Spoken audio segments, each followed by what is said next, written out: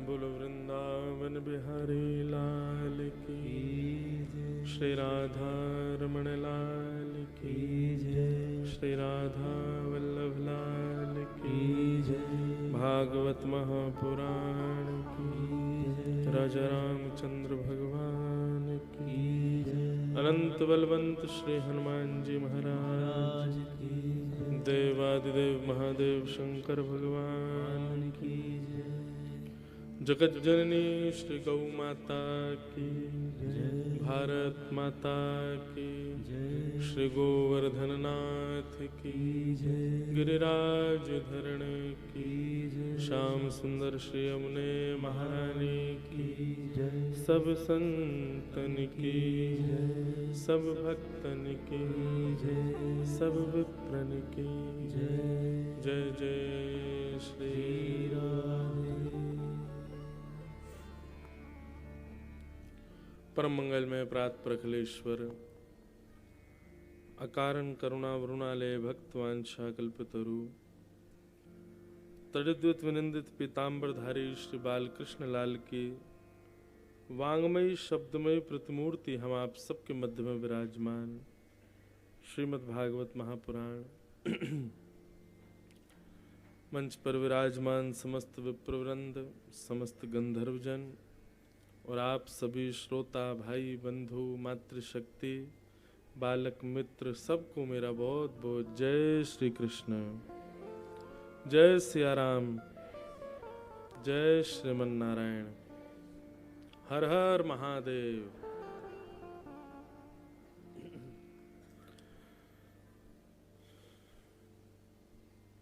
परमानंद के साथ हम आप सब लोग गुना शहर के इस पावन प्रांगण में कलयुग में भगवत प्राप्ति का सर्वोत्कृष्ट साधन श्रीमद् भागवत सत्संग श्रवण कर रहे हैं। हमारे समस्त किरार परिवार के सत्संकल्प से ये मंगलमय आयोजन यहाँ चल रहा है, जिसका आज 6वां दिवस प्रारंभ हो रहा है। कल बड़े प्रेम और भाव से आनंद के साथ हमने ठाकुर जी का मंगल जन्मोत्सव मनाया। नंदस्त्वात्मज उत्पन्ने जाता ह्लादो महामना, आहूय विप्रान वेदज्ञान स्नातः सुचिरलंकृत, वाचयित्वा स्वस्तैनम जात कर्मात्मजस्य वै, कारयामास विधिवत पितृदेवार्चनम तथा। नंद जी के आत्मज उत्पन्न हुआ है। बंधुओं, ठाकुर जी जीवन में आते हैं तो नंद बाबा जैसी स्थिति हो जाती, जैसे नंद बाबा की स्थिति है वैसी स्थिति हो जाएगी। मैंने एक दिन कथा में कहा था कि ठाकुर जी यदि प्राप्त होंगे, ठाकुर जी यदि जीवन में पधारेंगे, तो यह भी संभव है कि आप अपना नाम भी भूल जाओ। उस समय हम कौन हैं?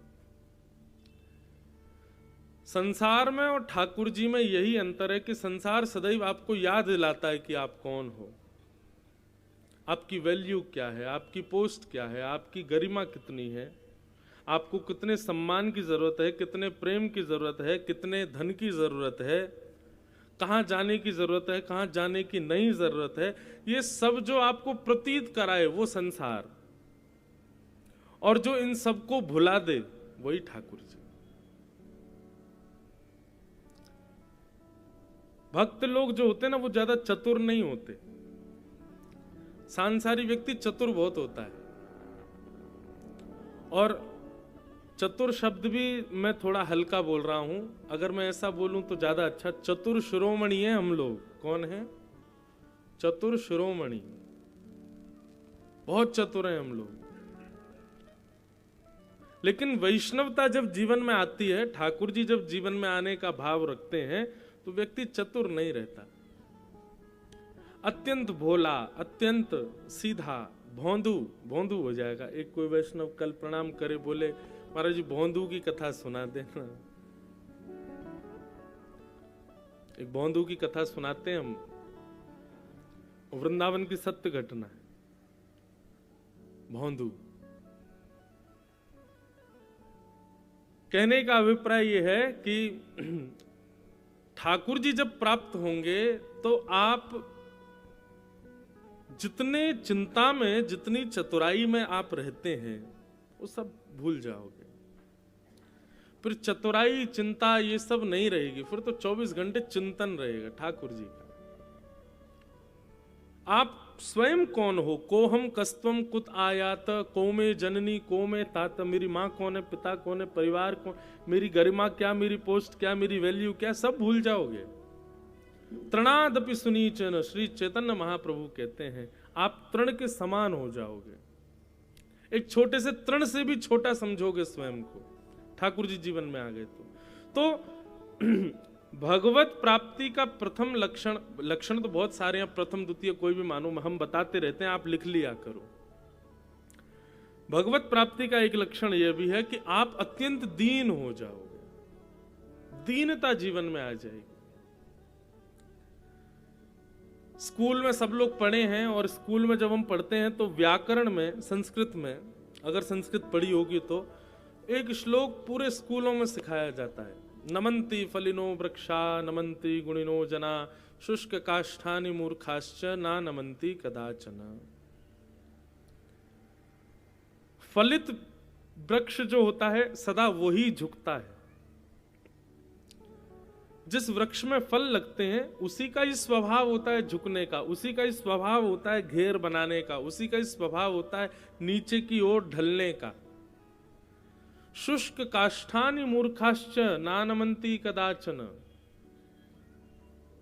शुष्क पेड़ लंबा बहुत होता है जिसमें फल नहीं होता, लेकिन वो झुकता कभी नहीं है। पर आंधी जब आती है तो फलित वृक्ष नहीं टूटते, लंबे वृक्ष ही टूटते हैं सबसे ज्यादा। इसलिए सदैव हम तो यही मानते हैं कि दीनता तभी आती है जब जीवन में भक्ति आती है। और आपके जीवन में भक्ति आ गई पर दीनता नहीं आई तो भक्ति का आप आडंबर कर रहे हो, भक्ति नहीं है वो।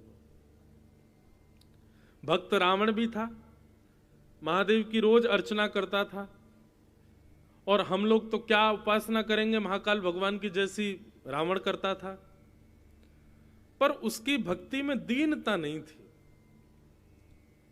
वो सदा अहंकारी होकर के भक्ति करता था। तो ठाकुर जी जीवन में आएंगे तो सबसे पहले आप दीन हो जाओगे। दीन का मतलब गरीब नहीं होता है, दीन का मतलब ये सब मत समझना। दीन का मतलब होता है आप सबको श्रेष्ठ मानते हो, अपने से ज्यादा श्रेष्ठ सबको मानने लग जाओ, इसको कहते हैं दीनता। मैं सबसे निम्न हूं, बाकी सब श्रेष्ठ हैं, ये दीनता कहलाती है। और ये भक्ति का स्वरूप है, भक्ति का प्रकार है,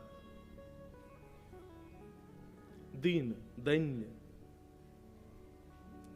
तो ठाकुर जी जीवन में आएंगे या फिर आने का मन बना रहे होंगे कि हाँ मुझे इससे मिलना है, तो उसके पास दीनता का गुण आएगा, उसके पास दीनता आएगी।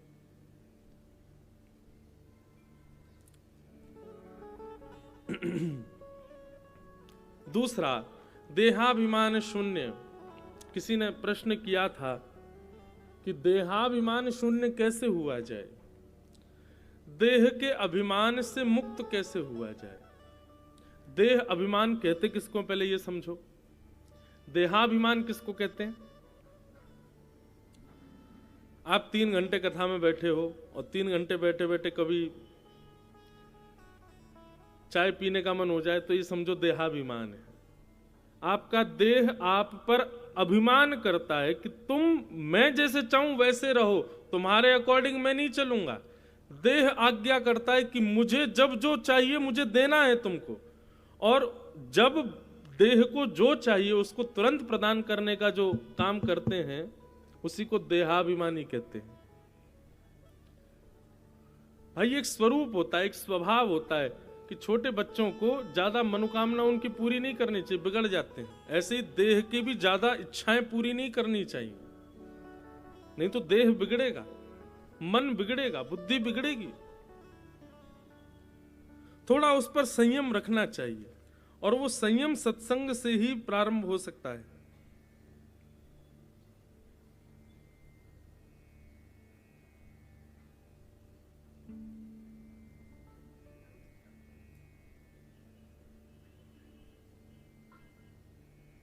हमको प्रश्न ही नहीं समझ में आ रहा है। मैं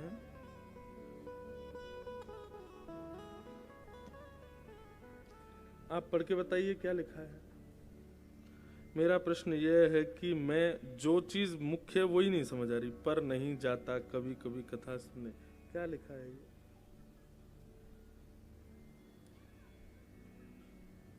चश्मा लाओ। मेरी कश्ती भी वहां डूबी जहां पानी कम था। जय हो। लाओ दे दो। बस बस बस। इसका मतलब यह है कि हम अकेले नहीं हैं। ये महाराज जी जय श्री कृष्ण। मेरा प्रश्न ये है कि मैं अयुति है पर नहीं जाता कभी कभी कथा सुनने के कारण, क्या यह अच्छा ड्यूटी है। हाँ ड्यूटी है जी। तो जिनका ये प्रश्न है कि मैं कभी कभी ड्यूटी पर नहीं जाता कथा सुनने के कारण, क्या ये सही है या गलत? अब देखो भैया, सांसारिक कर्तव्य आपको करने आवश्यक होते हैं। कई बार ठीक है, कथा रोज तो हो नहीं रही, गुना में कभी कभी हो रही हैं। अगर कभी कभी कथा के लिए अपने कोई विशिष्ट कार्य छोड़ने पड़े तो उस पर आध्यात्मिक रूप से तो कोई दोष नहीं है, लेकिन आपके जो जहां आप काम करते हो वहां कोई अगर व्यवधान पैदा हो रहा हो तो आप पहले कर्म को प्रधानता दो। बाकी आजकल आधुनिक यंत्रों पर सब कथा आदि सब मिल जाती है। छुट्टी लेकर के आ सको तो आने का प्रयास करो। वहां आपके उस कर्तव्य में कोई व्यवधान ना आए तो जरूर पधारो कथा में। छोड़ के भी आना पड़े तो आ जाओ, एक आध दिन की सैलरी कटे तो कोई दिक्कत नहीं, पर वहां व्यवधान प्रकट हो जाए ऐसा तो फिर नहीं करना है। बाकी भैया जो कथा के प्रेमी होते हैं ना, वो फिर विचार नहीं करते, चाहे ड्यूटी जाए चाहे जॉब छूटे हमारी, हमको तो कथा सुननी है, वो आ ही जाते हैं। तो इसमें यही बात है कि अगर आपको लगता है कि वहां हम संभाल लेंगे सब तो आइए, और लगता है कि वहां से दिक्कत हो जाएगी तो फिर प्रयास करो कि दर्शन करने प्रणाम करके फिर अपनी ड्यूटी पर ही चले जाओ, मोबाइल में कथा सुन लेना।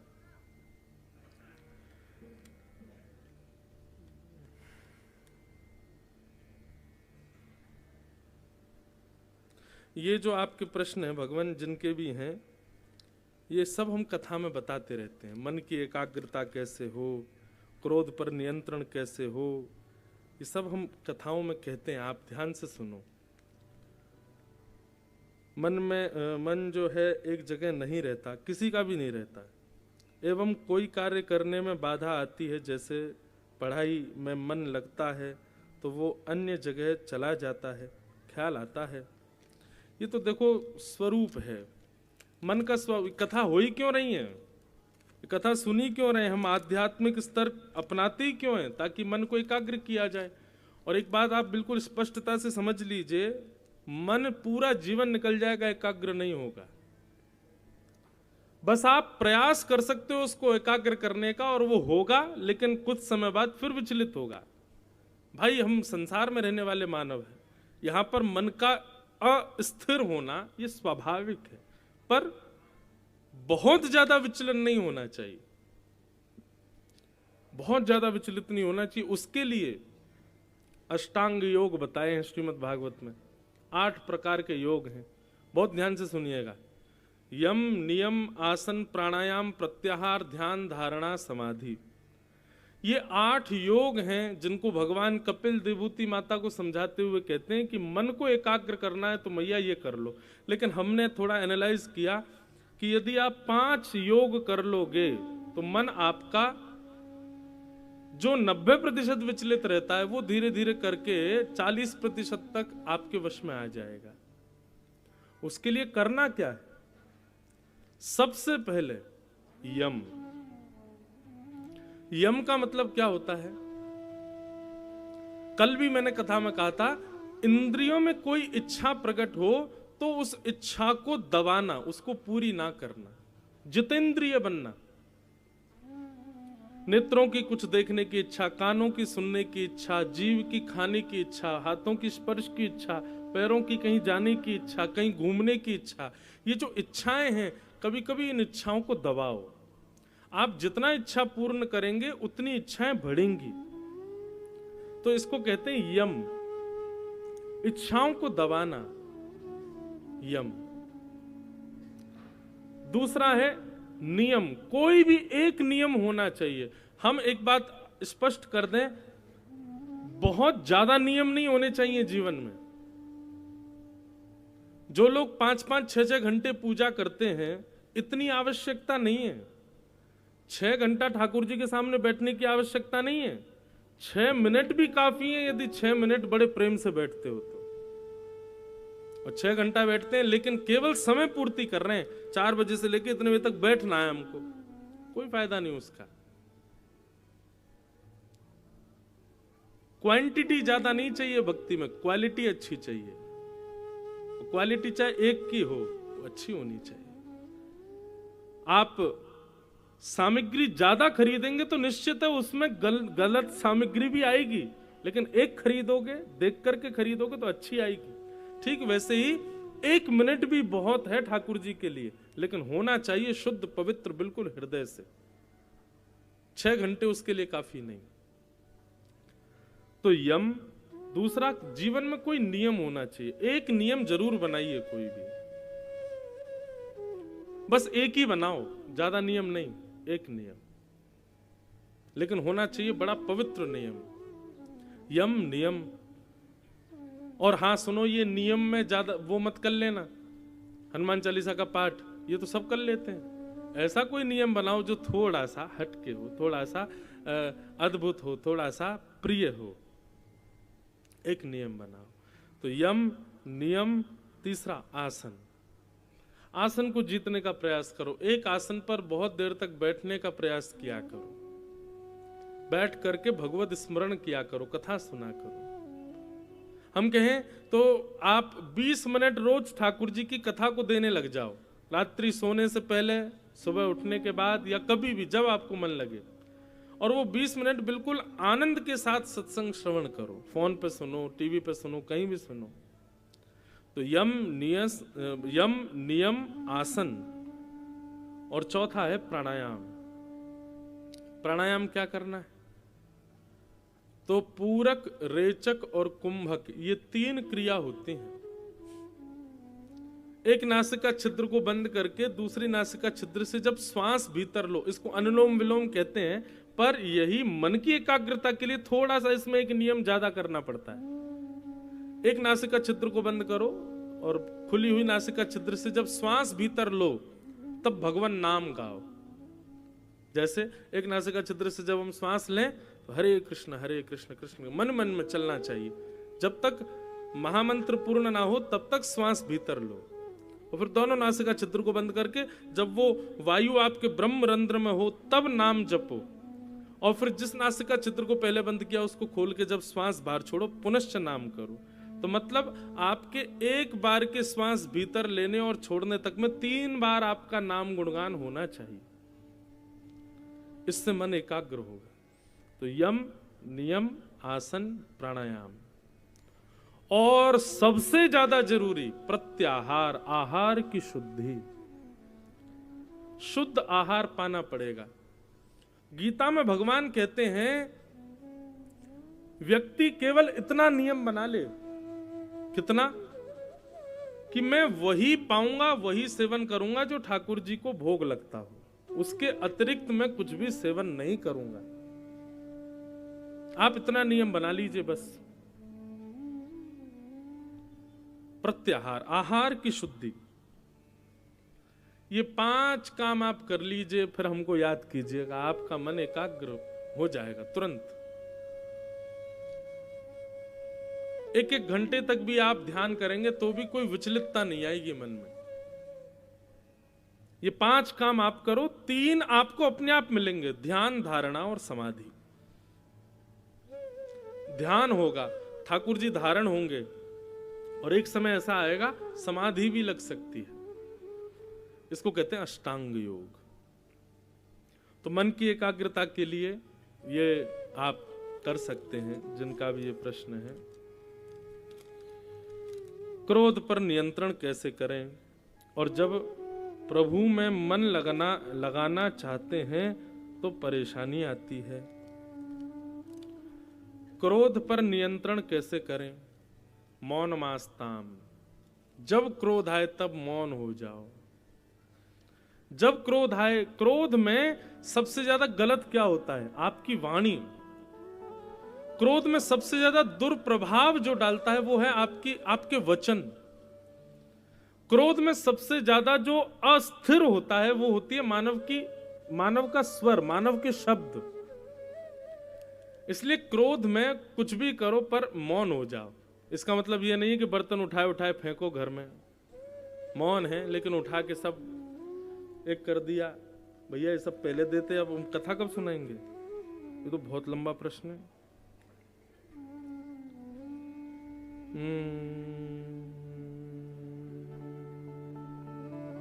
ये अभी कोई हम कीर्तन भजन गाएंगे तब पढ़ेंगे। बहुत 4 प्रश्न हैं। तो हम क्या कह रहे थे? हाँ, क्रोध में मौन रहना प्रारंभ करो। मौन रहने का मतलब केवल मुंह से कुछ नहीं बोल रहे हैं। एक व्यक्ति है, वो मौन हो गया क्रोध में, लेकिन उस सामने वाले को बुलाया, बोले क्रोध तो आ रहा है, मौन है, लेकिन पर्चा उठा उसमें गाली लिख के दे रहा है, ले। ऐसा मौन किस काम का? मौन का मतलब है कि जब क्रोध आए तब नेत्र बंद हो, मुख से कोई शब्द ना निकले, एकांत में बैठ जाओ और प्रयास करो मुस्कुरा करके बैठो।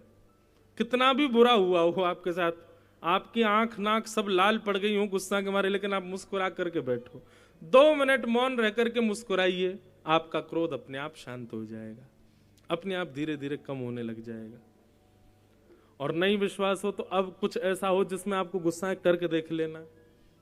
आप जैसे ही जानबूझ करके जबरदस्ती प्रसन्न होने का प्रयास करोगे, अपने आप आपका क्रोध शांत होगा।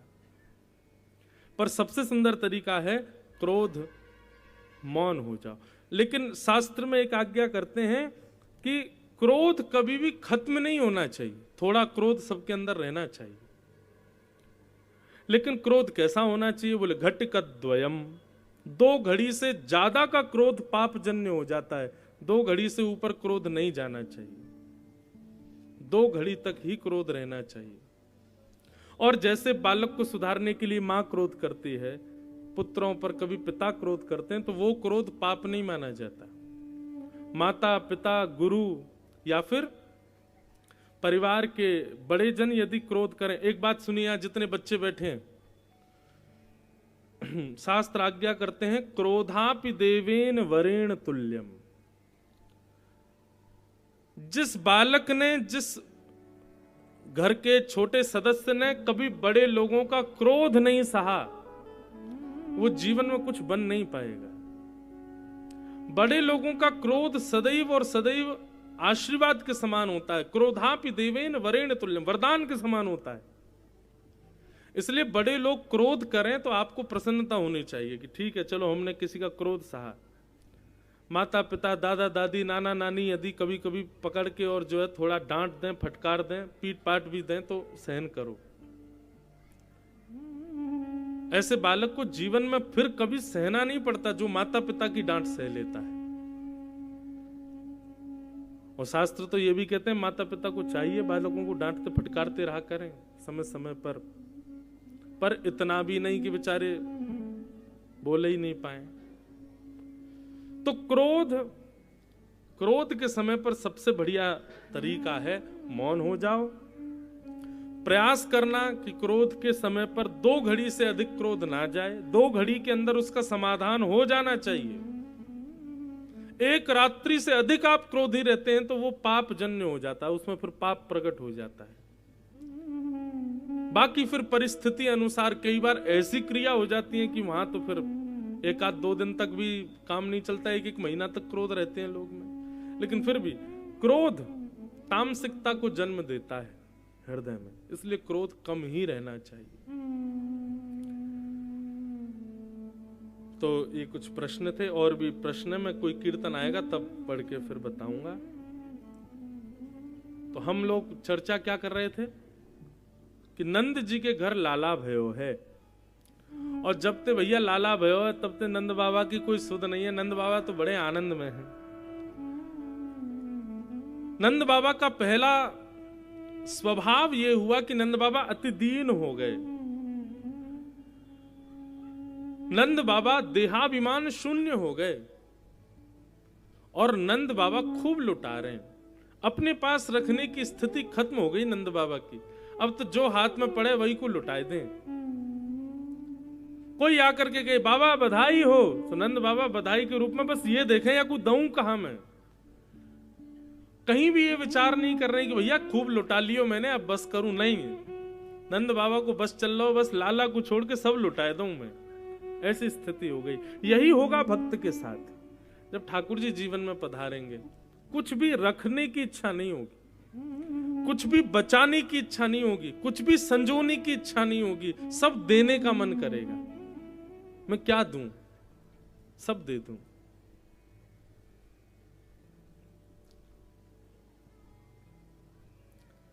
मोल भाव करने वाला व्यक्ति वैष्णव नहीं कहलाता ठाकुर जी के संबंध में। और संबंधों में करे बात अलग है। कभी कभी वृंदावन में हम लोग देखते हैं कि लोग बाग अपने ठाकुर जी की पोशाक खरीदते हैं या ठाकुर जी के लिए कुछ सामान खरीदते हैं, दुकानदार से लड़ लेते हैं, महाराज इतना करो जे करो। अरे इतना महंगा कैसे नेक्से से ठाकुर जी हमारे? अरे जितने नेक्से से ठाकुर जी उतना खर्चा करो उनके ऊपर, ठाकुर जी के लिए क्यों विचार करना? हमारे छोटे से श्रीनाथ जी हैं, छोटे से गिरधर लाल हैं, पर महाराज खूब राज ठाट में रहते हैं हमारे लाल जी, कोई दिक्कत नहीं। वैसे तो हम कुछ कर नहीं सकते उनके लिए, लेकिन फिर भी मन होता है क्या कर दें, ये भी कम है जो कर रहे हैं, और करें। ठाकुर जी के लिए मन में यदि ये भाव आ गया कि खूब तो कर दिया, तो आप वैष्णव नहीं हो। कभी मन भरे ही ना करने से, और क्या करूं और क्या करूं और क्या प्रदान करूं, ठाकुर जी के लिए कहां तक मैं करता जाऊं, ये विचार रहना चाहिए। तो नंद बाबा ऐसे ही हो गए, सबको लुटा रहे हैं, सबको दे रहे हैं, जो प्राप्त हो जाए हाथ में जो पड़ जाए उसी को ही लुटा देते हैं। ऐसे आनंद में नंद बाबा भर गए हैं। ब्राह्मणों का खूब सम्मान किया। तीसरी स्थिति बंधुओं, ठाकुर जी जीवन में आएंगे तो भावुक हो जाओगे। कोई प्रेम की दो शब्द भी कहेगा ना, आपका हृदय गदगद हो जाएगा, नेत्रों से अविरल अश्रुधार गिरने लगेगी, ऐसी स्थिति हो जाएगी। नंद बाबा भावुक हो गए। कोई भी आकर के नंद बाबा से कहता बाबा बधाई हो, बाबा तुरंत हृदय ते लगा ले, अरे भैया तेरो ही तो लाला भयो है, तुमको बधाई दे रहो, खूब रोमे वासे गले लग के। ऐसे पूरे ब्रजमंडल की स्थिति हो गई है। नंद बाबा यशोदा फूले नहीं समा रहे हैं, सब ब्रजवासी आनंद में गा रहे हैं। धन्य भाग्यते यशोदा मैया, ऐसो सुत तेने जायो, पूर्ण ब्रह्म जगत को स्वामी, सो तेने गोद खिलायो, पूर्ण ब्रह्म जगत को स्वामी, सो तेने गोद खिलायो, या को मगवा दे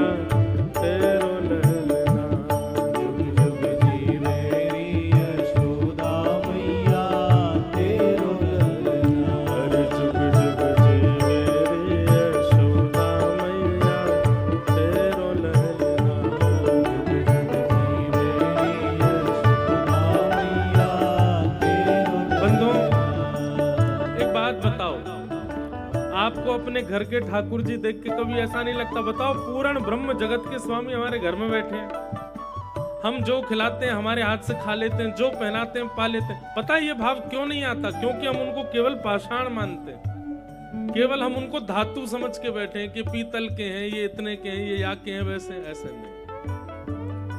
हम तो कहते हैं भैया नंद बाबा जैसी स्थिति हमारी क्यों नहीं होती?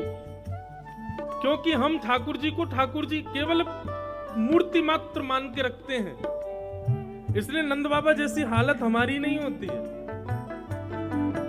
आज घर जाइएगा, अपने घर के ठाकुर जी को निहारिएगा, और इसी भाव से निहारना, ये पूर्ण ब्रह्म है, साक्षात परमेश्वर है।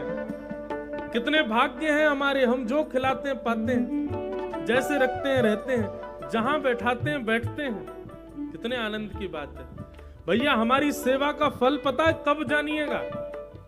आप सबके घर में ठाकुर जी बैठे, मेरे गिरधर लाल बैठे, हमारी सेवा का फल तब जानो। दूसरी पंक्ति, धन्य घड़ी जब होए यशोदा मैया कह के बोले, घड़ी जब होए यशोदा मैया कह के बोले।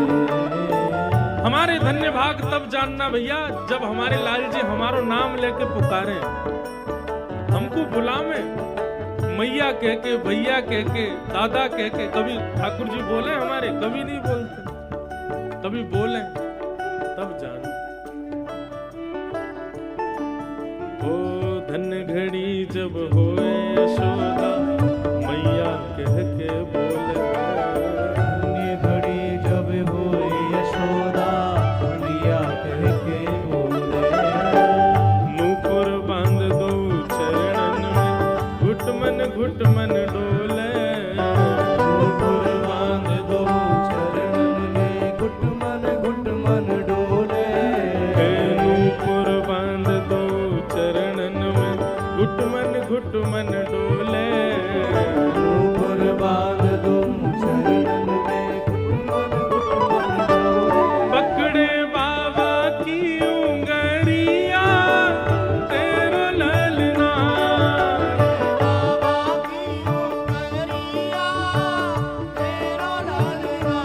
पकड़े बाबा की उंगरिया तेरो ललना।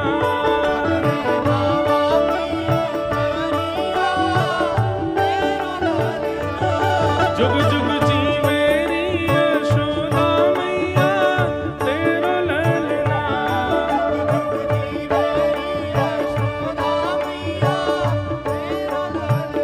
अरे जुग जुग जी मेरी यशोदा मैया तेरो ललना।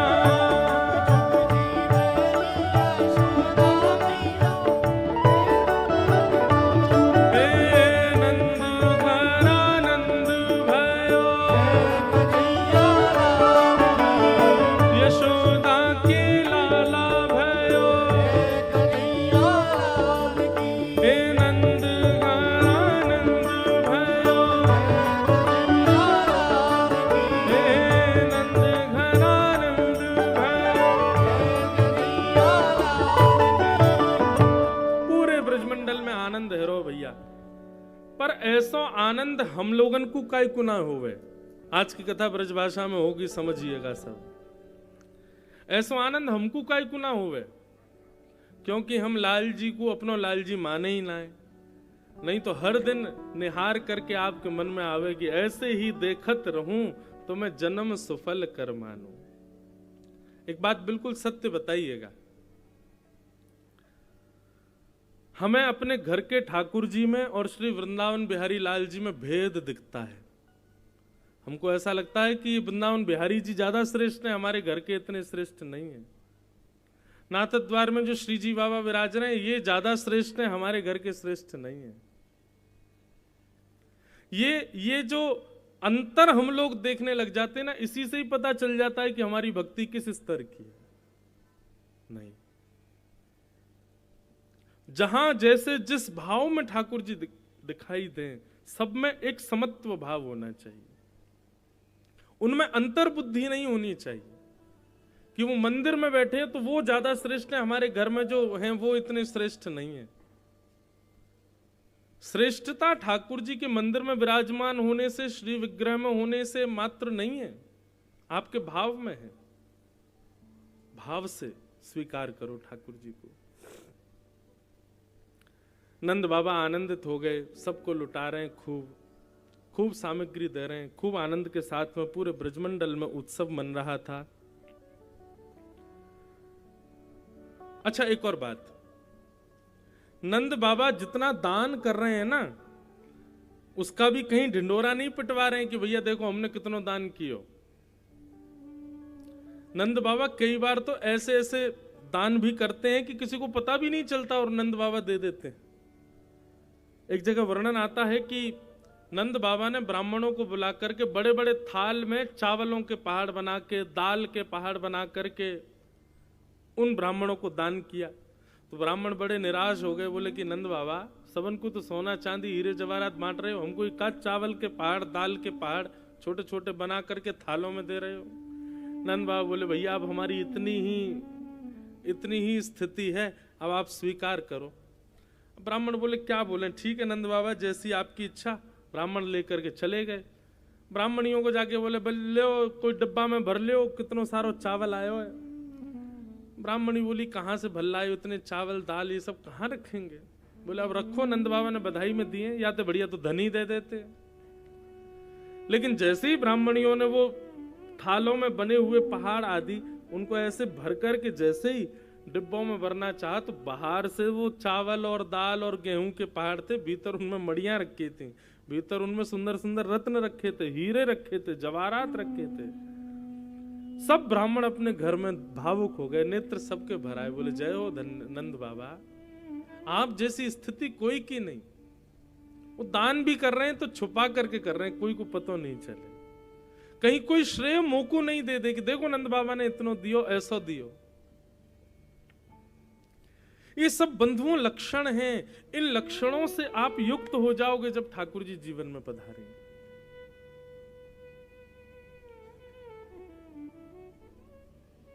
एक अद्भुत सा मन हो जाता है,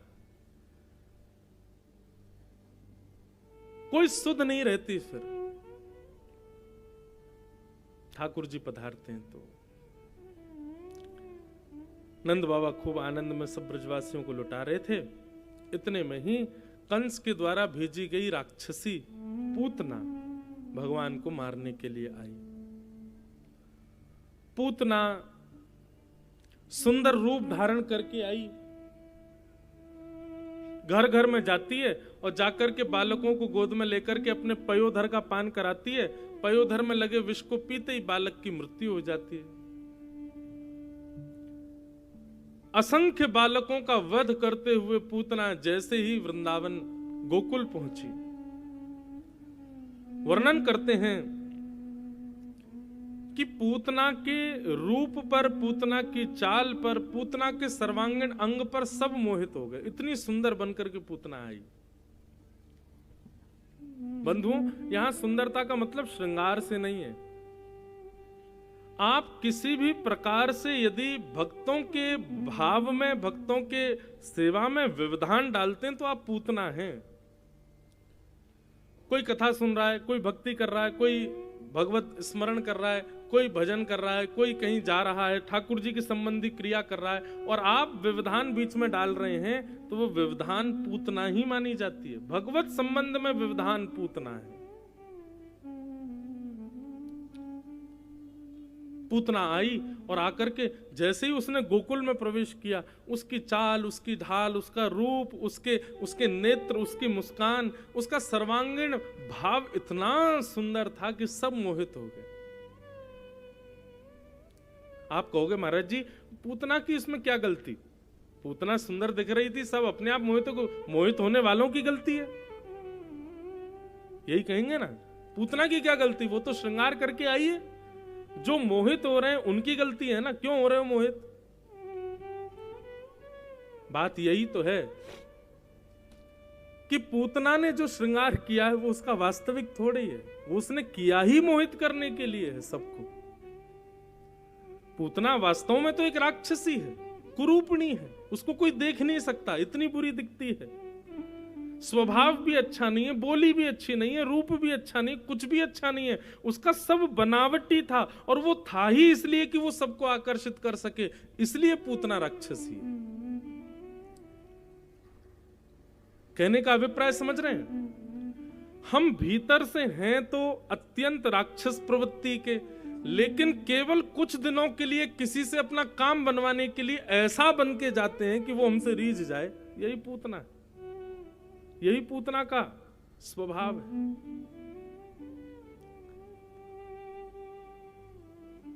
बंगाली में कहते हैं अति भक्ति चोरे लक्षण। जो बहुत दुल्लर तिल्लर होता हो ना, अरे अरे अरे आपकी सब कृपा है, बस ये नीचे झुकता चला जाता हो, समझ जाना इसके अंदर चोर बैठा है। अति भक्ति चोरे लक्षण। और वहीं श्री हनुमान जी के विषय में कहा जाता है कि जब लंका कौन जाएगा ये प्रस्ताव रखा गया, तो सारे बानर आगे आ गए। कोई अपनी महत्ता बताने लगा, कोई अपना बल बताने लगा, कोई अपनी विद्या बताने लगा। तभी जामवंत जी ने क्या देखा कि दूर शिला पर बैठे हैं चुपचाप श्री हनुमान जी महाराज। योग्य व्यक्ति का स्वभाव है कि वो अपने गुण बताता नहीं है, छुपाता है। माफ कीजिएगा, कई लोग मिलने आते हैं तो मैं उस समय बस परखता हूं कि जो मिलने आए वो क्या बोल के गए। कई लोग अपनी भक्ति बताते हैं, हम महाराज जी इतने घंटे पूजा करते हैं, इतनी सेवा करते हैं, इतनी बार वृंदावन जाते हैं, इतना नाम जप करते हैं। क्यों बताना है? ये सब बातें बताने की नहीं होती। हम कितना भजन भाव करते हैं, ये सब बांटने का नहीं है विषय कि हम बताएं सबको। ये सब गोपनीय रहना चाहिए।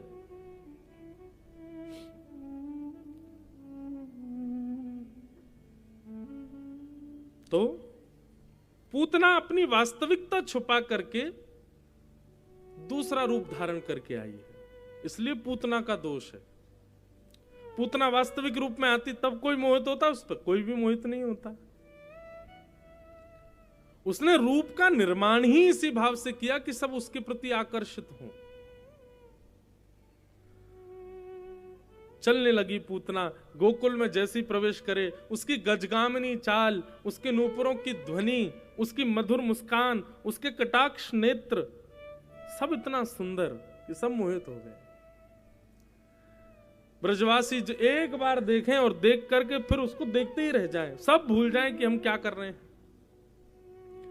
ऐसा रूप धारण करके पूतना जब भीतर पहुंची, अच्छा केवल पुरुष मोहित हुए नहीं, गोपियां भी मोहित हो गई।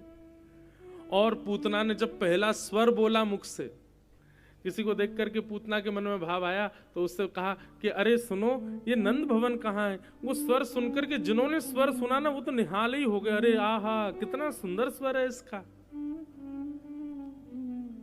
ये सामने जो भवन है ना, यही नंद भवन है। इसी नंद भवन में नंदरानी यशोदा बैठी। जाओ,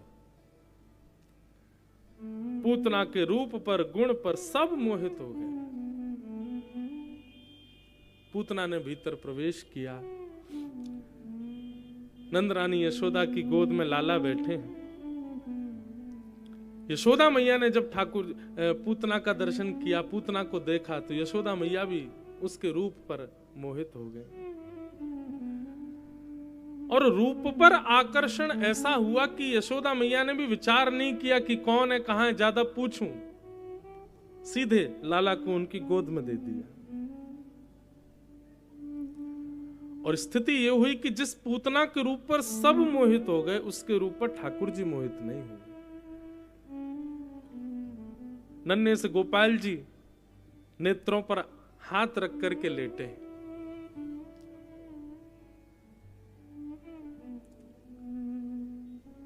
ध्यान से सुनिएगा। हमारी कोई भी क्रिया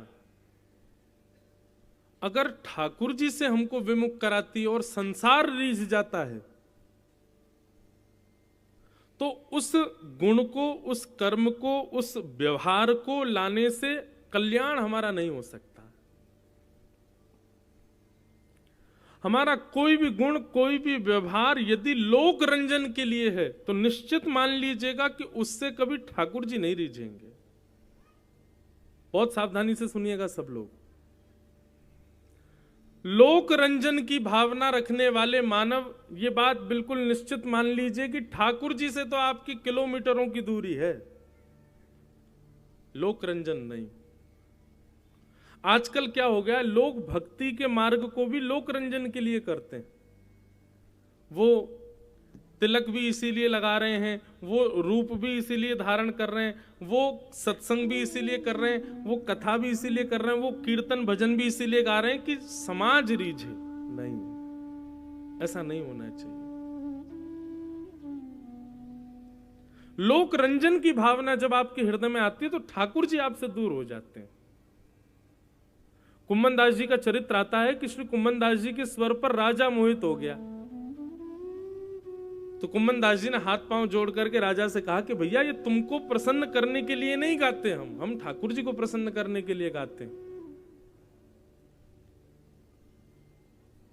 कुम्मन दास जी चाहते तो राजा से संबंध बना लेते, खूब सारा धन कमा लेते, लेकिन नहीं, हमको किसी अन्य को रिझाने की आवश्यकता नहीं है, हमारे ठाकुर जी रिझे बस। इसलिए लोक रंजन की भावना सबसे पहले त्यागिएगा हृदय से, नहीं तो आप पूतना हैं। आजकल भक्ति में उफान तो आया है, भक्ति बढ़ी तो है, पर लोक रंजन है। मैं तो कहता हूं कि वृंदावन में यदि ऐसे नियम बना दिए जाएं कि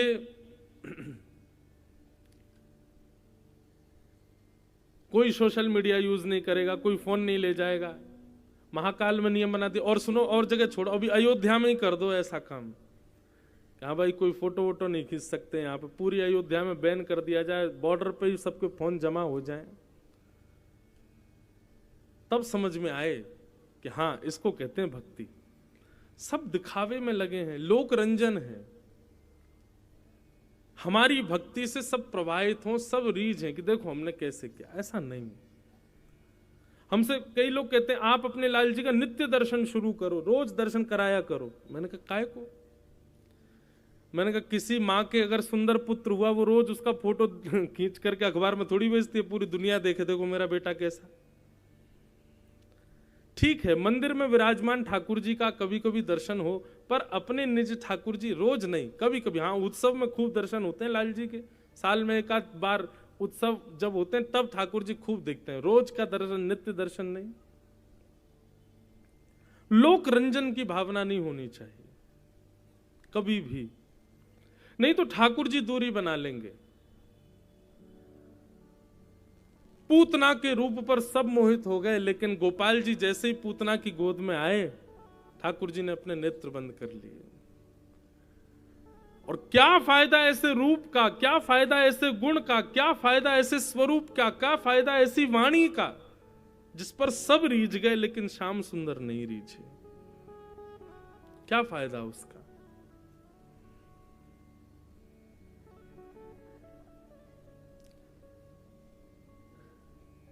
पूतना ने जैसी अपना पयोधर, यशोदा मैया किसी कार्य से बाहर चली गई, पूतना ने जैसी अपना पयोधर भगवान के मुख में दिया, ठाकुर जी ने सबसे पहले उसके विष को पिया, उसके दुग्ध को पिया, उसके समस्त रस तत्वों को पिया, पुण्यों को पिया, पापों को पिया, और अंत में ठाकुर जी प्राण शमम रोष समन्वितो पिबत, जैसे ही पूतना के प्राण पीने लगे ठाकुर जी,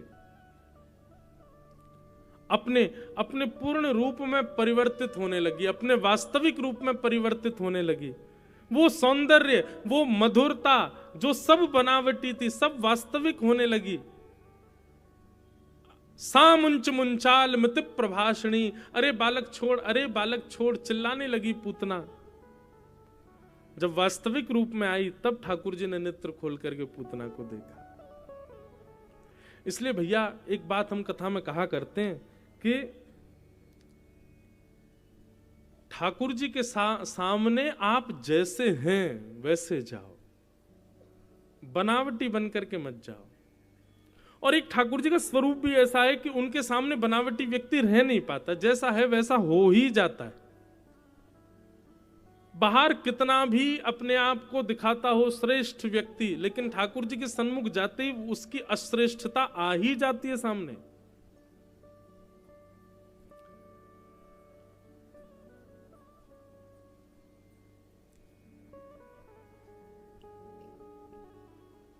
अपने पूर्ण रूप में परिवर्तित हो गई पूतना। भगवान ने जैसे उसके प्राण पिए, अरे बालक छोड़, अरे बालक छोड़ करते करते करते पूतना के प्राण निकल गए और ठाकुर जी ने उसका वध कर दिया। बोलो पूतना मर्दन भगवान की जय। तो पूतना की इस विषय पर हम कई बार बहुत विस्तार से बोलते हैं। एक दर्शनार्थी को ठाकुर जी के सन्मुख कैसे जाना चाहिए, पूतना चरित्र से सीखो, पूतना की लीला से सीखो। कभी भी ठाकुर जी के सामने पहली बात बनावटी बन करके नहीं जाना है। दूसरी बात, लोक रंजन करते हुए ठाकुर जी के सामने नहीं जाना है। तीसरा, अन्य किसी की भक्ति में व्यवधान डाल करके ठाकुर जी के सामने नहीं जाना है। यदि इन 3 प्रकल्पों से आप ठाकुर जी के सन्मुख गए तो ठाकुर जी अपने नेत्र बंद कर लेंगे, आपको देखेंगे नहीं। और ठाकुर जी हमको ना देखें, इससे बड़ा दुर्भाग्य हमारा कोई नहीं। हम कथा सुनते इसलिए, हम स्वयं को सुधार ही इसीलिए रहे हैं, हम इतने व्यवस्थित जीवन जी ही इसलिए ले रहे हैं ताकि हम ठाकुर जी हमसे रीझे। एक बार किसी बालक ने मुझसे प्रश्न किया, महाराज जी मेरे स्कूल के कॉलेज के बच्चे कहते हैं कि भाई जीवन मिला, एक ही बार मिला, खाओ पियो ऐश करो, क्यों इतने नियमों में बांध रखा है कि सुबह प्रातःकाल ब्रह्म मुहूर्त में उठना है, ऐसे वस्त्र पहनने हैं, ये नहीं खाना है, वो नहीं खाना है, प्याज लहसुन नहीं खानी है, ऐसे तिलक स्वरूप बना करके रहना है, गले में कंठी माला पहन के, ये सब क्यों जरूरी है? ये सब इसीलिए आवश्यक है कि ठाकुर जी हमसे रीझ जाएं, बस हमारे भाव से, हमारी दिनचर्या से, हमारे रूप से, हमारे स्वरूप से, हमारे नियमों से ठाकुर जी रीझें। ये नियम इसलिए नहीं कि हमारे पुण्य बढ़े। कई लोग नियम इसलिए करते हैं ताकि उनका पुण्य बढ़े। पुण्य बढ़ाने के लिए नियम नहीं होते हैं, ठाकुर जी की प्रसन्नता के लिए नियम होते हैं कि ठाकुर जी आप प्रसन्न रहो, बस उसके लिए नियम होने चाहिए।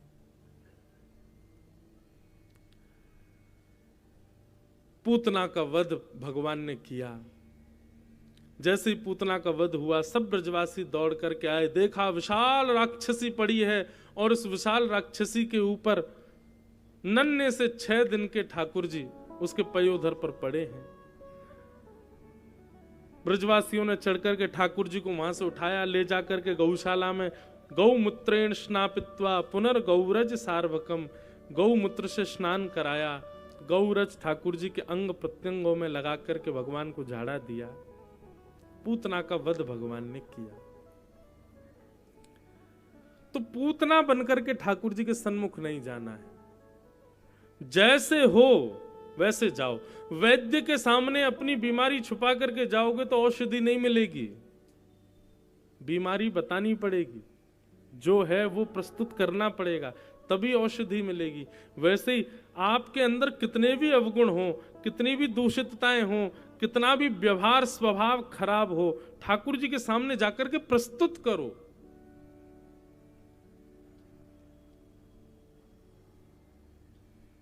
ठाकुर जी के सन्मुख उसको बखान करो कि नाथ हम ऐसे हैं, आप कृपा करो हमारे ऊपर।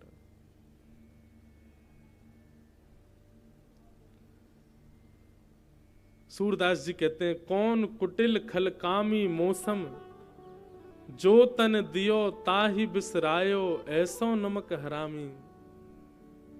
कौन कुटिल खल कामी मौसम।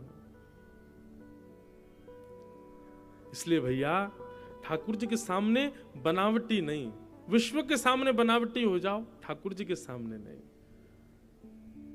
हरि जी में जैसो तैसो तेरो, हम जैसे हैं नाथ आपके हैं, आप स्वीकार करो। अवगुण चित ना धरो, बहुत सुंदर पद है।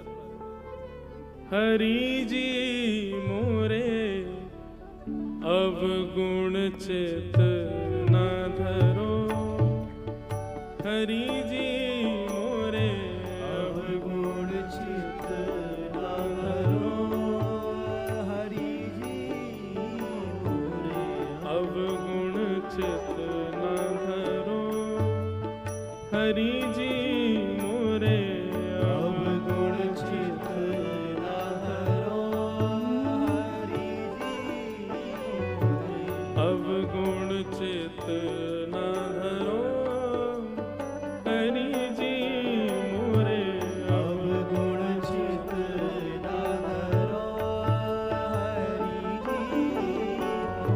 समदर्शी प्रभु नाम तिहारो, समदर्शी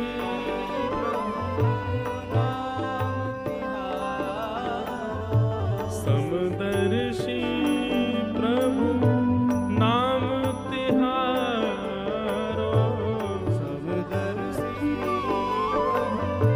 नाम तिहारो। चाहो तो पार करो हरि जी मोरे, चाहे तो पार करो हरि जी मोरे। अवगुण चित ना धरो हरि जी मोरे, अवगुण चित ना धरो हरि जी मोरे। एक नदिया एक नाल कहावत, एक नदिया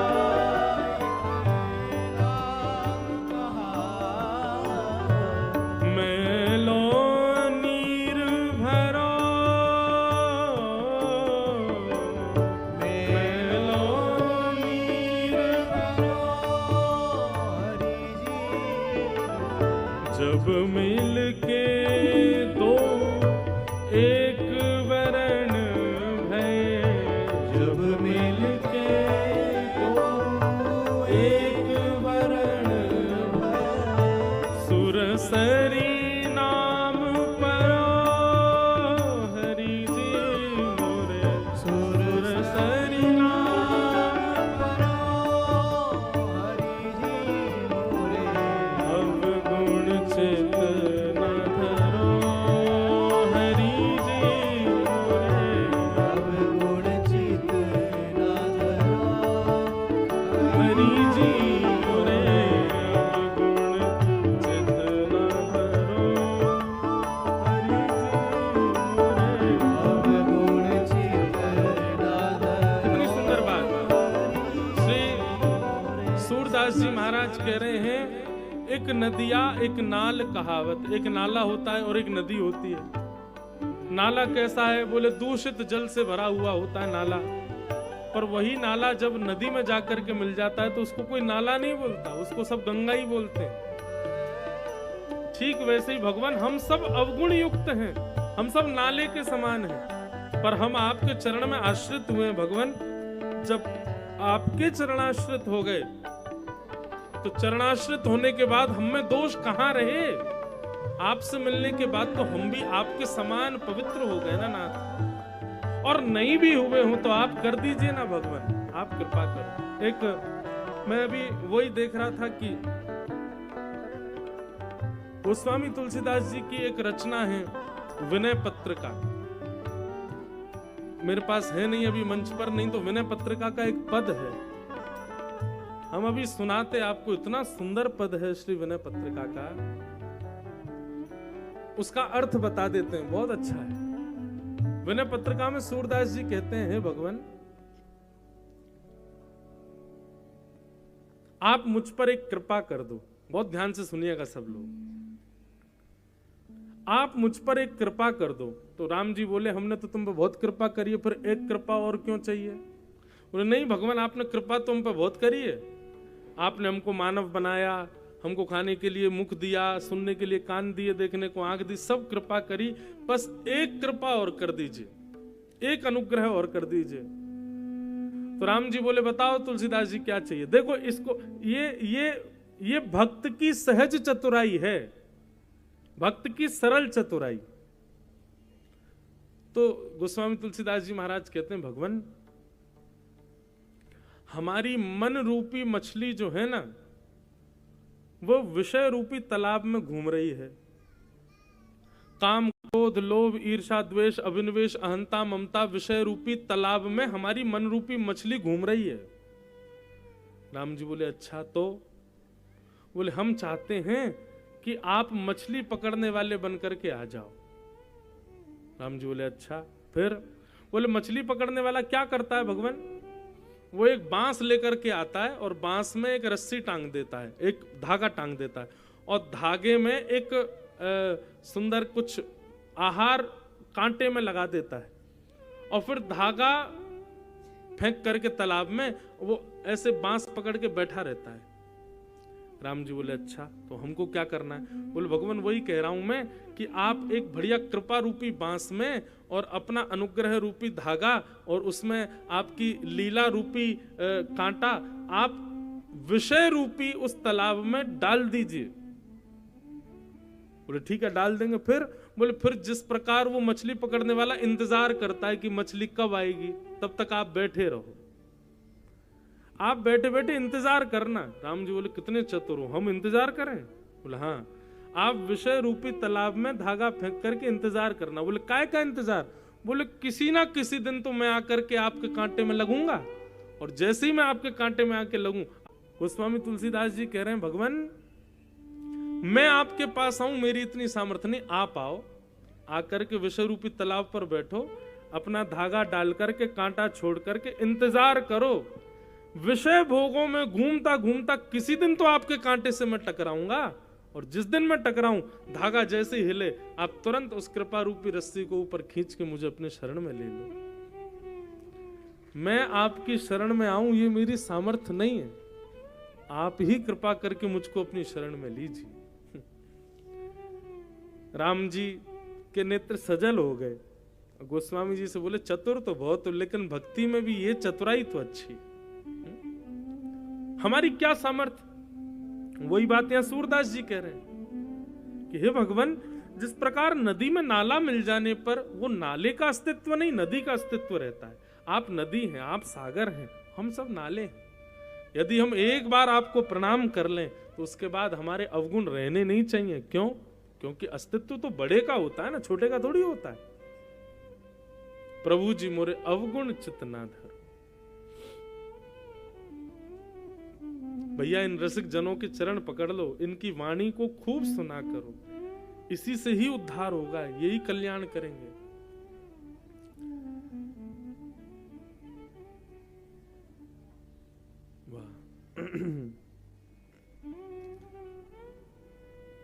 लेकिन ठाकुर जी बड़े दयालु हैं बंधु।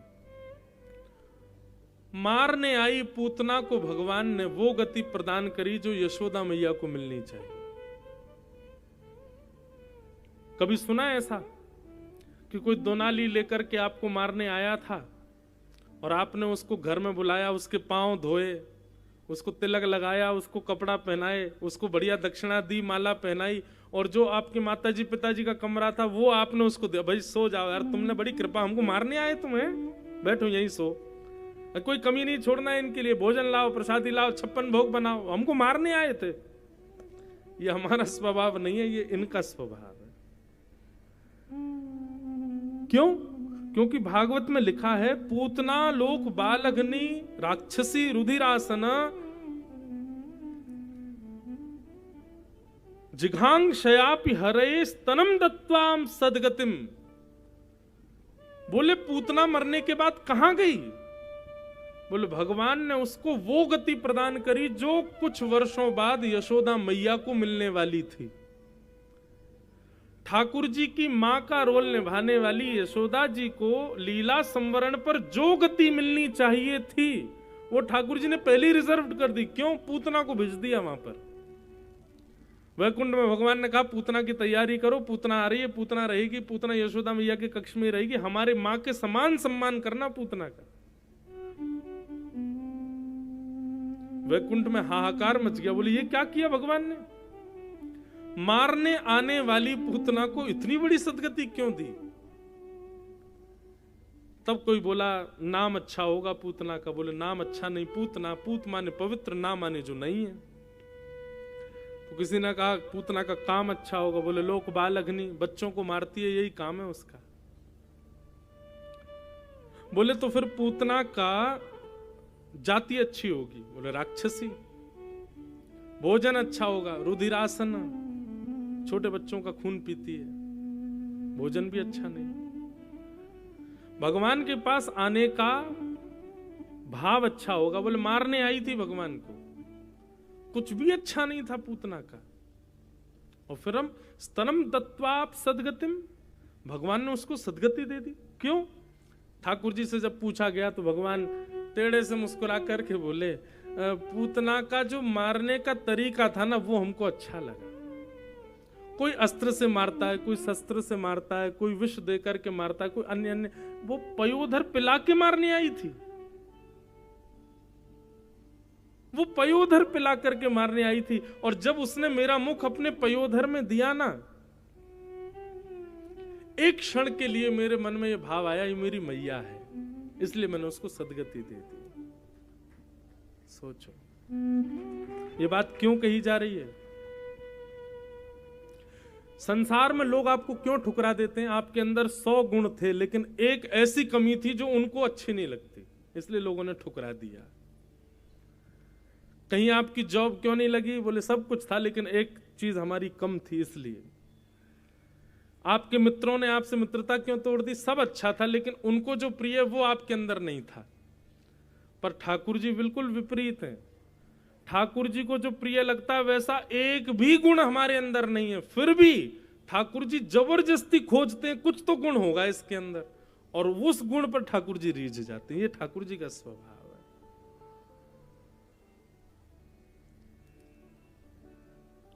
ना तो रूप है, ना तो रंग है, ना गुणों की कोई भी खान है, फिर श्याम कैसे शरण मिले, इसी सोच में मेरे प्राण हैं। हमारे वृंदावन में एक अच्छे वक्ता हुए श्री बिंदु जी महाराज, उनके पद आज बड़े प्रसिद्ध हैं। वो बिंदु जी कहते हैं, नफरत है जिनसे उन्हें सदा, उन्हीं अवगुणों में मैं हूं बंधा। जिनसे भी ठाकुर जी को नफरत है वो सारे अवगुण मेरे भीतर हैं। नफरत है जिनसे उन्हें सदा, उन्हीं अवगुणों में मैं हूं बंधा। है कुटिलता है, अहम भी है, छल भी है और अभिमान है, फिर श्याम कैसे शरण मिले, इसी सोच में मेरे प्राण है। सारे अवगुण हैं मेरे अंदर, ठाकुर जी मुझे कैसे अपनी शरण मिलेंगे? तब बिंदु जी महाराज अपनी अंतिम पंक्ति में कहते हैं, एक आसरा है तो है यही, क्यों करेंगे मुझ पे कृपा नहीं। एक दीनता का हूं बिंदु में, एक दीनता का हूं बिंदु में, और वो कृपालुता के निधान हैं। फिर शाम कैसे शरण मिले, इसी सोच में मेरे प्राण है। मेरे अंदर कुछ भी अच्छा ही नहीं है, फिर भी ठाकुर जी की मैं शरण में क्यों हूं? क्योंकि वे तो सागर हैं कृपालुता के, और मैं दीनता का एक छोटा सा बिंदु हूं। बिंदु जब सागर में मिल जाता है तो वह भी सागर हो जाता है, और सागर तो बिंदु को स्वीकार करता है ना।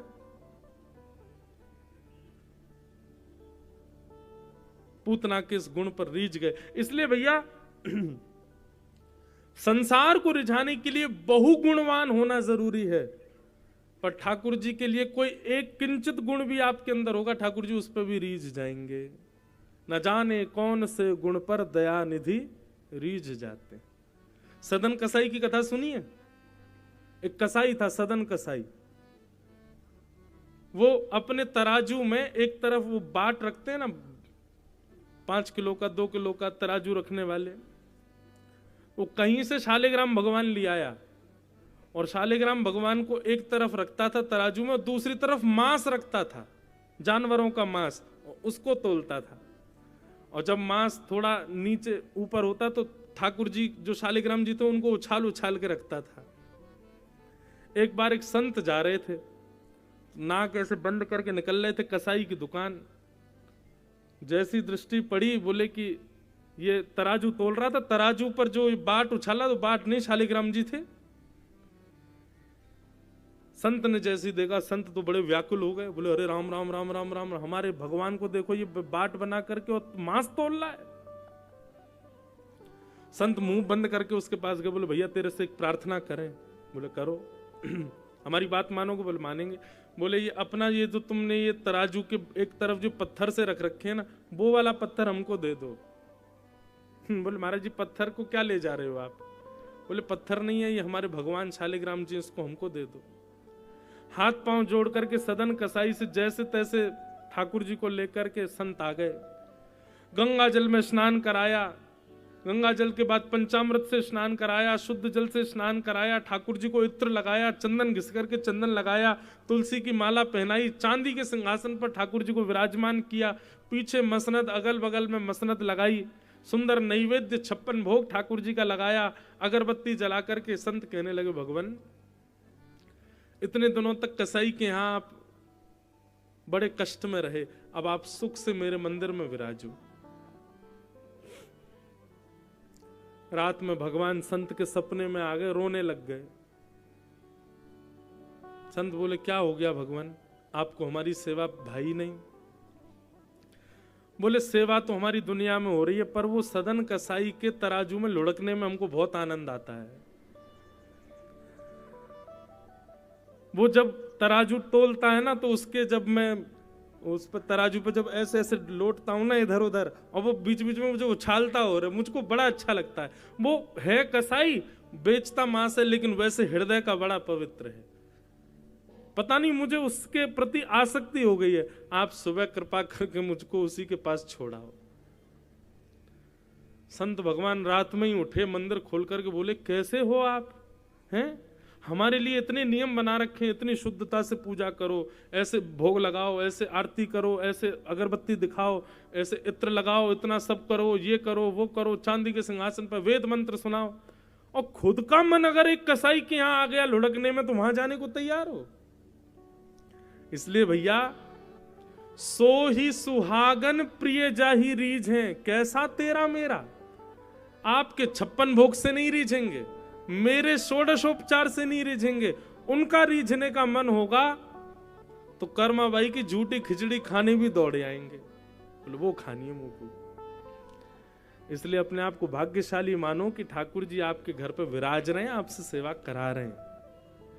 वो रीझते हैं जिससे उसी को ही स्वीकार करते हैं।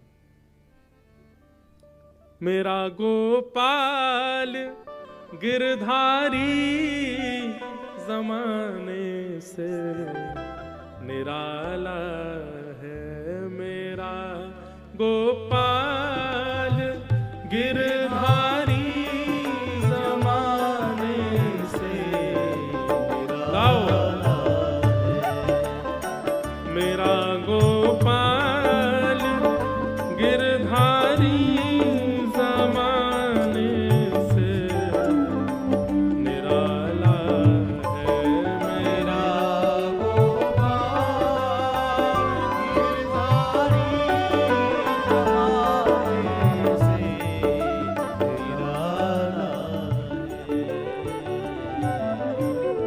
ठाकुर जी ने पूतना के ऊपर कृपा की, पूतना के ऊपर अनुग्रह किया भगवान ने। इसलिए भैया तैयार रहो, ठाकुर जी ना जाने कौन से गुण पर रीझ जाएं, उनको प्रसन्न करो। भगवान अब 3 महीने के हो गए, और जैसे ही ठाकुर जी 3 महीना के भये, भगवान ने पहली बार करवट बदली। और जैसे ही ठाकुर जी ने करवट बदली, पूरे ब्रजमंडल में नगाड़े बजने लगे, ढोल बजने लगे, शंख बजने लगे, सुंदर वाद्य बजने लगे, मंगल गायन होने लगे सबके घरों में। ब्रजवासी बोले अरे भैया कहाँ भयो, काई को इतने मंगल वाद्य बज रहे हैं, कहाँ भयो? अरे तो ना पता, आज नंद के लाला ने करवट बदली है। वाह, करवट उत्सव है रो महाराज, पूरे ब्रजमंडल में करवट को उत्सव मनाया जा रहा है। ठाकुर जी की करवट का उत्सव हुआ। यशोदा मैया ने पूरे ब्रजमंडल को जरा न्योता कियो कि सबन को नंद भवन में आके प्रसाद पानो है। काय को? बोले आज लाला ने करवट बदली।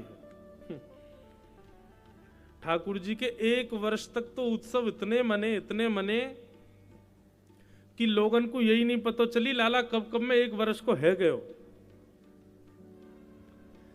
3 महीना के ठाकुर जी। अच्छा, ठाकुर जी को स्वरूप कैसा है? गद मदरा से हैं ठाकुर जी। कैसे हैं? गद मदरा, ये ब्रज भाषा का शब्द है। गद मदरोसो, जैसे कोई बालक अगर बढ़िया थोड़ा न मोटा सा हो, गद मदरा बालक ऐसा समझो जिसके ऐसे गाल लटके रहते हैं, मोटे मोटे हाथ भी ऐसे लटके से रहते हैं, जांग ऐसी कि पूरा ऐसे नहीं बैठ पाए, थोड़ा चौड़ के बैठे, उसको कहते हैं गद मदरा। तो ठाकुर जी कैसे हमारे? बोले गद मदरा से हैं बिल्कुल। ये मोटे मोटे गाल ठाकुर जी के, ये हाथ एक बार कहीं पड़ जाए तो वहीं पड़े रहे, फिर उनको आए करके नेक ऐसे लुढ़कानो पड़े, ऐसे गदमदरा से ठाकुर जी। और इतने प्यारे, इतने सुंदर, सांवरे सलोने लाला, सब गोपी जैसे ही ठाकुर जी को देख रहा में कोई गाल खींचे, कोई हाथ खींचे, कोई ठाकुर जी की ऐसे हाथ दबा रही है, ऐसा लाला गदमदरास हो। ठाकुर जी चिढ़ जाए सो जोर से रो में। यशोदा मैया बोली, अरे चलो हटो, सबरी आ जा, में लाला को नजर लगाई देंगी, मेरो लाला नेक सो अभी तो। सो यशोदा मैया उठाए करके ले जाए और कहीं दूर छुप करके बैलगाड़ी के नीचे बढ़िया एक बढ़िया दो तरफ से पल्लू बांध करके एक झूला बनाए दे और वहां में लाला को पौड़ा दे। थोड़ी देर झुलाते झुलाते देखें कि ठाकुर जी के नेत्र सो गए, ठाकुर जी को नींद आए गई। तब यशोदा मैया अपने कार्य को करवे जावे, तभी सक्टासुर नाम का एक दैत्य आया और उस बैलगाड़ी के ऊपर आके बैठ गए। भगवान ने देखा जैसे सक्टासुर आया, ठाकुर जी ने अपना बाम चरण उठाया, लंबा किया, लंबा कर करके जैसे ही मारा महाराज, बैलगाड़ी पलट गई, सक्टासुर का वध। 3 महीना के ठाकुर, 6 दिन के ठाकुर जी ने पूतना मारी, 3 महीना के ठाकुर जी ने सक्टासुर मारा।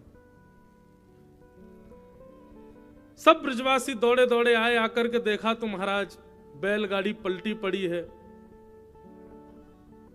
यशोदा मैया ने आकर के पूछी, ये इतनी बड़ी बैलगाड़ी कैसे गिर गई?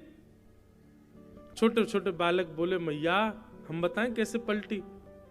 इतेरो लाला है ना गदमदरा सो, याने अपनो मोटो सो पाम ऐसे उठायो और इतना लंबो कियो, इतना लंबो कियो मैया, याने लंबो पाम करके यूं करके मारी, बैलगाड़ी सोई पलट गई।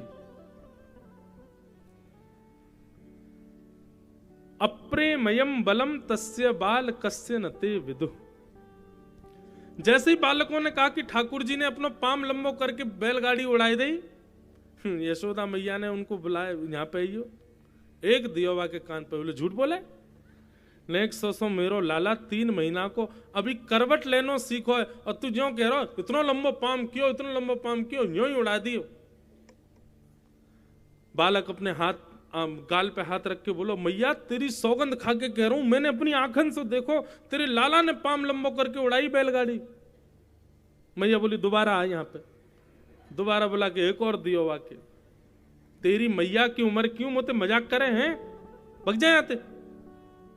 सुखदेव जी परीक्षित को सुनाते हुए कहते हैं, परीक्षित ये सब बालक सत्य बोल रहे हैं और ठाकुर जी मंद मंद मुस्कुरा रहे हैं। बोले, देखो बालक सब सच बोल रहे हैं, लेकिन यशोदा मैया स्वीकार नहीं कर रही है, यशोदा मैया का प्रेम स्वीकार नहीं कर रहा।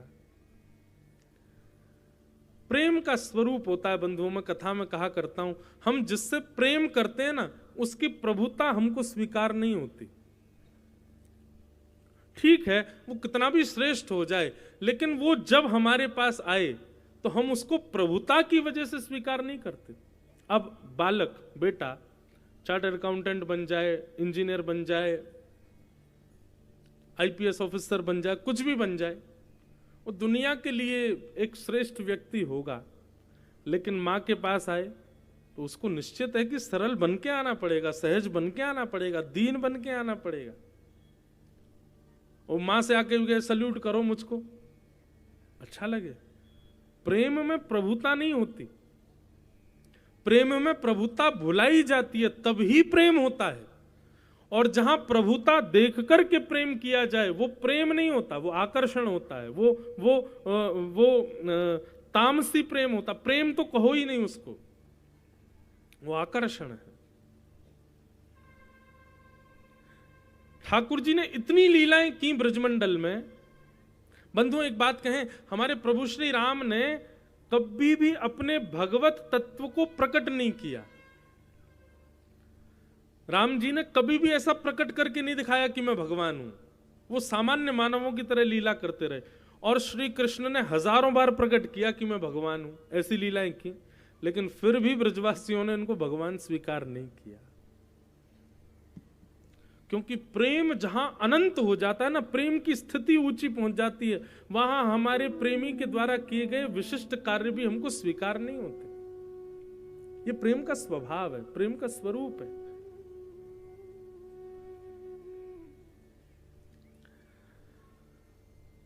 यशोदा मैया तो हृदय से लगा करके लाला को ले गई भीतर। ठाकुर जी धीरे धीरे धीरे धीरे नैकौर बड़े भय, और अब 1 वर्ष के हो गए ठाकुर जी। 1 वर्ष के जैसे ही ठाकुर जी भय हैं, अब धीरे धीरे यशोदा मैया ऐसे उंगली लाल जी की पकड़ती हैं और पकड़ करके ऐसा खड़ा करती हैं और खड़े करके नेक नेक नेक चलवाती हैं। और जैसे ठाकुर जी 2-3 कदम चलें, सो यशोदा मैया अपनी उंगली हटा देती है। ठाकुर जी ऐसे भुजा दोनों ऊपर रह जाती हैं और ठाकुर जी चलते हैं, फिर ढूंढते हैं अब मैं कहाँ जाऊं, तो रोने लग जाते हैं। अब खड़े तो हो गए, आगे बढ़ूं कैसे, सो हिल हिल के ठाकुर जी गिर जाते हैं। फिर यशोदा मैया गोद में लेती है। ऐसी मधुर लीला चल रही है। अटारियों पर बैठ कर के गोपियां इस लीला का दर्शन कर रही हैं।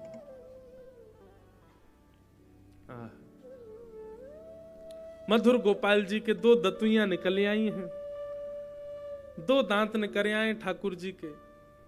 मधुर लीला ठाकुर जी कर रहे हैं। तभी वहां पर श्री गर्गाचार्य जी महाराज का आगमन हुआ। गर्गाचार्य जी से जाकर के नंद बाबा ने प्रार्थना करी, आप हमारे बालकन को नामकरण संस्कार करो। और श्री गर्गाचार्य जी महाराज ठाकुर जी का नामकरण संस्कार करने आए। एक दिन पहले भगवान ने ऐसी लीला की कि उस लीला के माध्यम से गर्गाचार्य जी को बता दिया कि मैं परब्रह्म हूं, लेकिन ये बात आप यशोदा मैया से जाकर के मत कहना। दूसरे दिन ठाकुर जी का नामकरण संस्कार हुआ, तो सबसे पहले तो बलभद्र जी का नाम रखा। अयम ही रोहिणी पुत्रो रमयन श्रुहिदो गुणैः आख्यास्यते रामेति बलाधिक्याज्वलम विदु। मैया, इस बालक का नाम मैं राम रखता हूं, लेकिन बल की अधिकता होने की वजह से विश्व इसको बलराम कह करके बुलाएगा। बोलो बलराम जी महाराज की। छोटे बालक का नामकरण जैसे ही गर्गाचार्य जी महाराज करने लगे तो कहते हैं 45 मिनट के लिए गर्गाचार्य जी की समाधि लग गई। क्यों? बोले श्री गर्गाचार्य जी की जीव दुल्लर तिल्लर होने लगी, क्योंकि हिंदी वर्णमाला के जितने अक्षर हैं वो सारे अक्षर गर्गाचार्य जी की जीव पर प्रकट हो गए। और प्रकट होकर के श्री गर्गाचार्य जी से प्रार्थना करने लगे, हे श्री गर्गाचार्य जी, ठाकुर जी का नाम हमसे प्रारंभ हो ऐसा रखो, ठाकुर जी की सेवा में हमको पहुंचा दो। सारे अक्षर आपस में लड़ने लगे।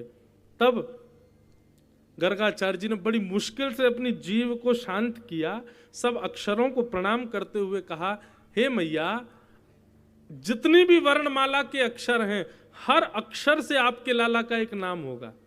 बहुनि सन्ति नामानि रूपाणि च गुणस्यते।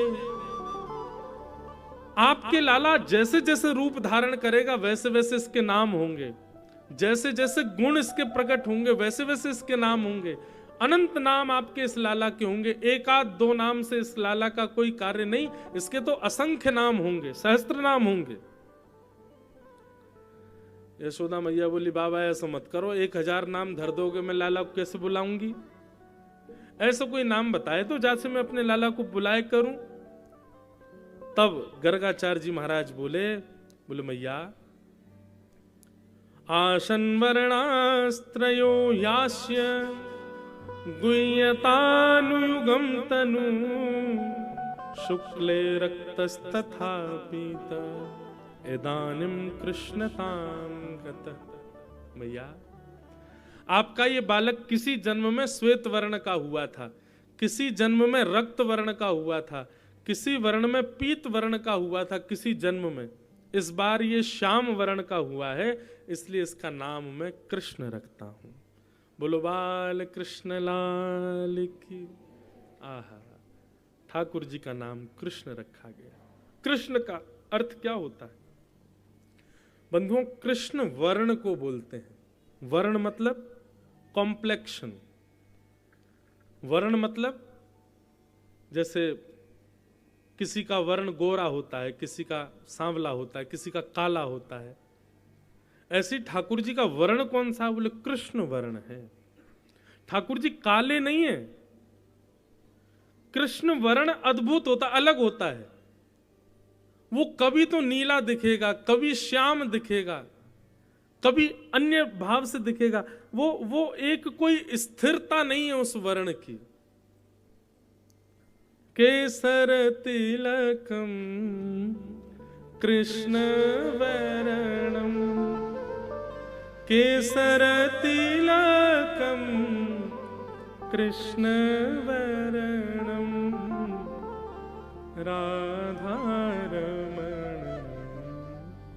हरे हरे, राधारमण हरे हरे, ब्रज जन प्रियतम बाल मुकुंदम, राधारमण